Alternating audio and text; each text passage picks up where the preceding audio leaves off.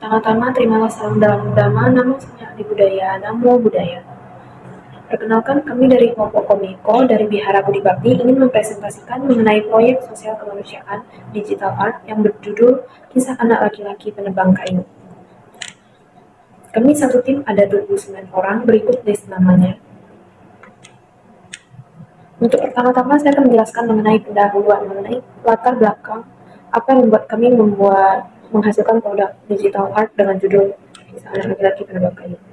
Jadi seiring dengan perkembangan zaman yang ada, kita tahu bahwa disebut dengan software. Contohnya kayak Adobe Photoshop, Paint Toolside, dan sebagainya.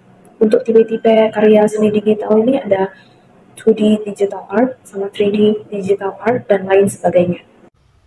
Saat ini, banyak orang yang tertarik untuk mengeksplorasi jiwa kreativitas melalui seni digital. Wihara menjadi salah satu tempat yang berpotensi sebagai wadah pengembangan seni, sekaligus untuk mengajak generasi muda untuk berpartisipasi dalam kegiatan kreativitas yang mendukung nilai-nilai kebudayaan dan spiritual. Program pembuatan karya seni digital ini memiliki tujuan yang sama dengan pembangunan Wihara, yaitu menjadi pusat edukasi bagi masyarakat.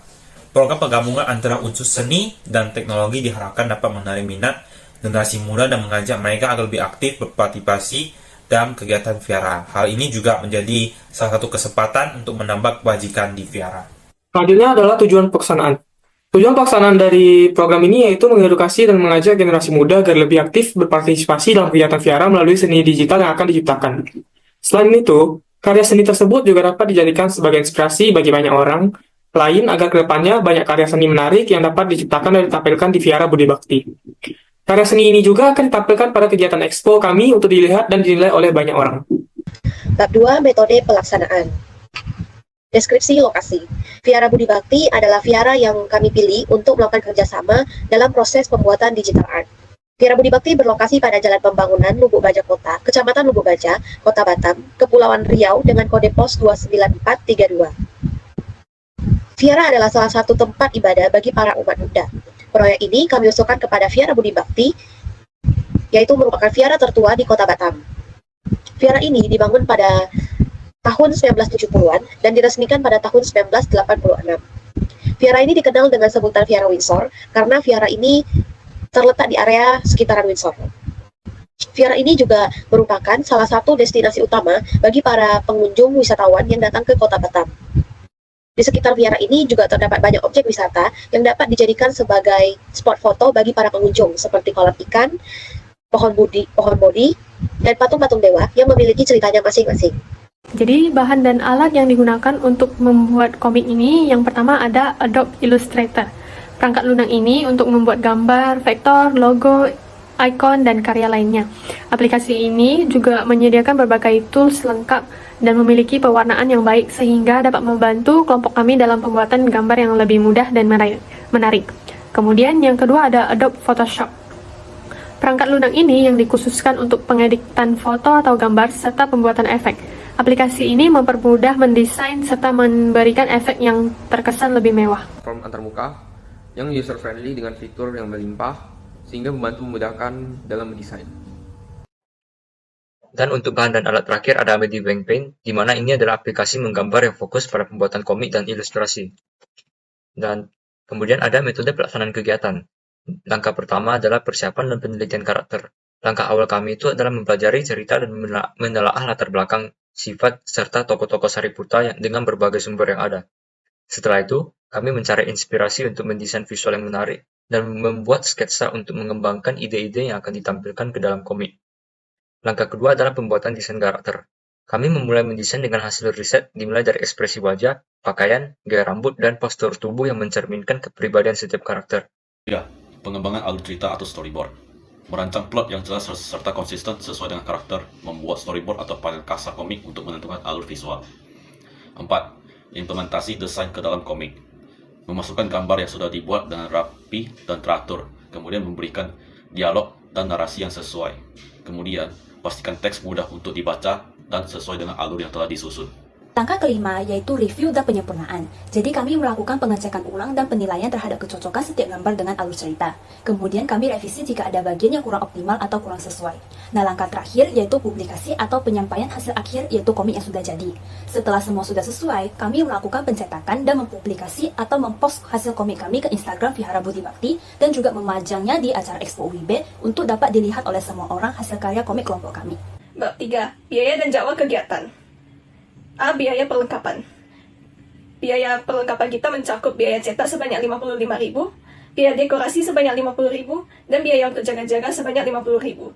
Dengan total, biaya perlengkapan kita yaitu Rp155.000. Perkenalkan, saya Kellen dengan NPM 2451022. Selanjutnya, kita masuk ke jadwal kegiatan. Yang pertama, pada tanggal 27 sampai tanggal 30 Oktober, kita melakukan pembahasan konsep. Kemudian, pada tanggal 1 sampai 2 November, kita membuat sketsa awal dan juga sinopsis. Selanjutnya, pada tanggal 3 sampai 8 November, kita membuat sketsa keseluruhan. Kemudian, pada tanggal 9 November, kita membuat finishing. Dan pada tanggal 8 sampai 9 November, kita membuat persiapan expo. Proses pelaksanaan kegiatan. Sebelum memulai pembuatan komik, kami mengadakan diskusi untuk memilih cerita yang sesuai dengan tema. Kami sepakat untuk memilih cerita berjudul Kisah Anak Laki-laki Penebang Kayu yang diambil dari sariputa.com karena relevansinya dengan ajaran Buddha mengenai kebajikan dan pengendalian diri. Setelah judul ditentukan, kami melakukan riset dan merancang alur cerita secara terstruktur. Kami mendeskripsikan adegan, dialog, dan narasi untuk setiap panel. Proses ini bertujuan untuk memastikan pesan yang ingin disampaikan dapat dipahami dengan jelas. Kemudian kami membuat storyboard untuk menggambar kerangka karakter dan menentukan posisi balon kata beserta narasinya. Setelah itu, kami menggambar sketsa dengan fokus pada detail wajah dan gestur tubuh karakter untuk mengekspresikan emosi yang sesuai dengan cerita. Selanjutnya, kami memberikan garis tebal pada bagian tertentu dan juga menambahkan warna detail yang menarik.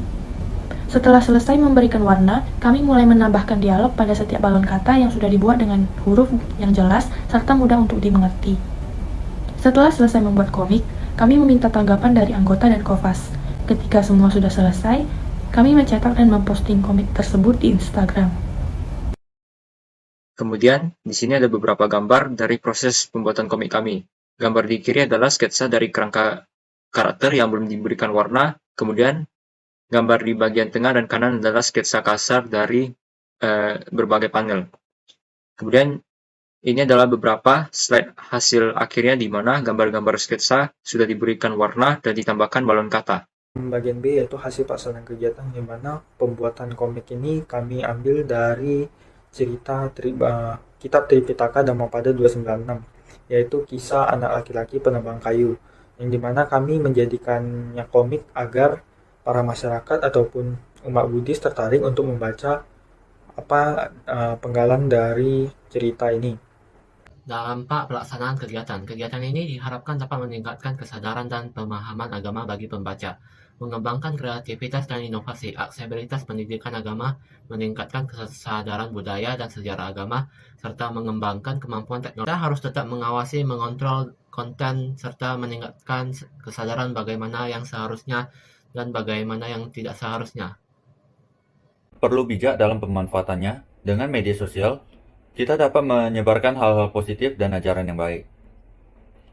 Yang kedua, dengan kisah anak laki-laki penebang kayu, yang kami ambil dari Tripitaka Dhammapada 296, dapat terus dipelajari dan bermanfaat bagi para pembaca dengan isi yang menarik untuk dibaca.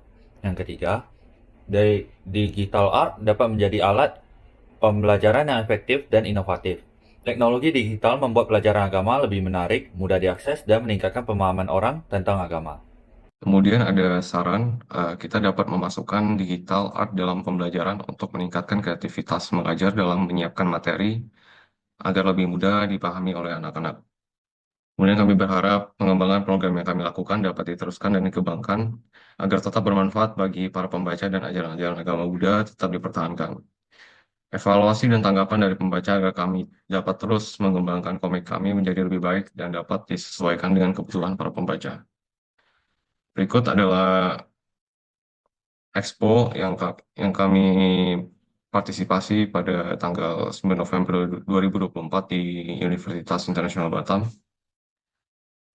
Dan dalam kegiatan ini, kami juga mengharapkan mampu meningkatkan kesadaran, pemahaman agama, mengembangkan kreativitas dan inovasi di era digital. pada penggunaan konten agar tidak menyimpang dari nilai agama. Sekian dari kami, terima kasih.